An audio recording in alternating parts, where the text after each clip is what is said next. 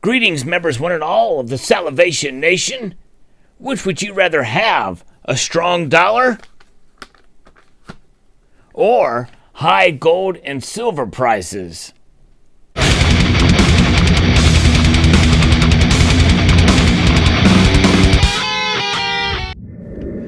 That's the question that I'm putting before you today as to which you would rather have, and to help explain a little bit what the purpose of holding these metals are for. A strong dollar. Now that is a sort of a red herring, so to speak, because what does it mean really to say when you say you have a strong dollar? And is that necessarily a good thing? Well, in some cases, no. But as of today, as a recording of this video, the dollar is pretty strong. And is it hyped up? Is the dollar index something that we can have a vote of confidence in? Or is there something more to it with this dollar bill here? It's being strong. Because sometimes when you have a dollar that's very strong and artificially strong, that means it can fall. It can fall very quickly. This is a fiat dollar bill. That's right. It is a Federal Reserve note, the private banking institution, but it is legal tender for all debts, public and private, which means that this is a debt instrument. And our nation is wallowing in debt right now. That's for sure. But this dollar bill here is the premier world reserve currency. And it is also backed by the full faith and credit of the United States government. That's right. So it's not just currencies around the world and nations around the world that recognize it, but also the federal government itself for all debts, public and private. It is legal tender. But the thing is it's strong now, and what is the strength based on? That is the question. So really, maybe the question should be phrased slightly differently.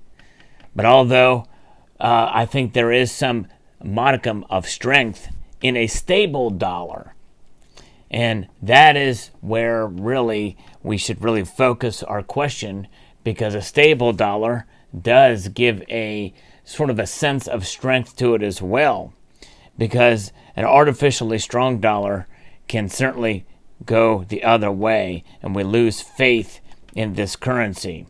So there's that aspect here, a strong, stable dollar versus gold and silver.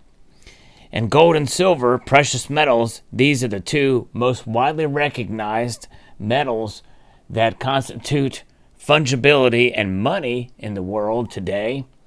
Would you rather have these at a crazy high price than a stable and strong dollar? Right now, these metals are priced very low when all things are considered, especially given the past 6 months.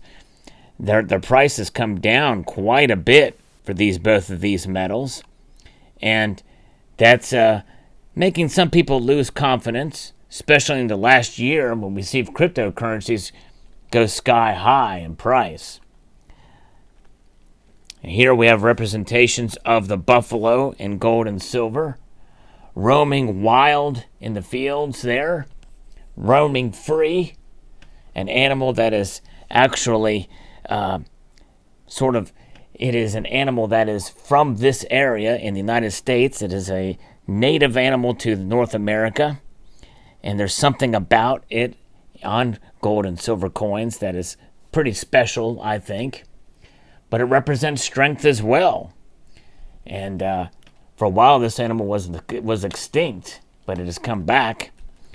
And that gives us a sort of a thing to consider with gold and silver. Right now, among many in the culture, these metals seem to be extinct, out of sight, out of mind. But when it's all said and done, they represent stability, ultimate stability, because through the course of history, they've maintained their value. For the most part, will continue to. Although they may be suppressed by the manipulative forces that we are all aware of in one form or another. Some of us feel that the system is manipulated more than others. I'm of the mind that there's a lot of natural forces at play with these metals and the prices that reflect it. But nonetheless, I believe that these metals here and the price structure that's assigned with them, they will eventually go up in price, and they'll be more reflective of their true value. But which do you really want? Do you want that to be the case, or do you want a strong dollar? Now, let's take a look at both these scenarios and consider for a moment what it would mean to have a strong, stable dollar versus very high gold and silver prices that we all tend to salivate over from time to time. Well, if we have a strong, stable dollar, that means the economy is doing well, and the engines of free enterprise are moving forward, and we're seeing progress, both technological, medical, and overall quality of life is better, I think, when we have a strong, stable dollar or currency for whatever country that you live.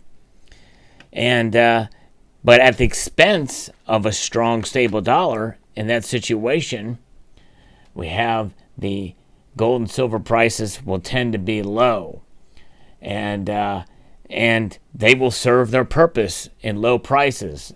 And by that I mean that these are an insurance policy that you can hold in your hand, that you can enjoy, that will protect yourselves in a case of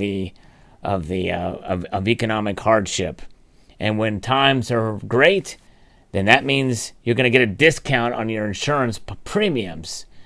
That's right, you can buy gold and silver at a decent price. And I believe we're maybe in the midst of the beginning of that right now, with the economy seeming to do well. As of the recording of this video, the Dow is back up to an all-time high again. And all kinds of things, good economic indicators continue to come out. That could change at any moment. But we have the hardened American Indian here shown on the obverse of these pieces. And I believe that represents stick-to-itiveness and endurance of the American spirit on this particular coin. I believe that's what that represents on gold and silver. These metals will endure. And the buffalo, as mentioned before, was once almost extinct, and they endure as well. Strong animals and strong character here with the American Indian represented on these pieces. And so is the case with gold and silver. Now, let's look at the other scenario. Gold and silver are sky high in price. Stackers and collectors, those that hold these metals for insurance policies to hedge against economic instability, are validated in their cause.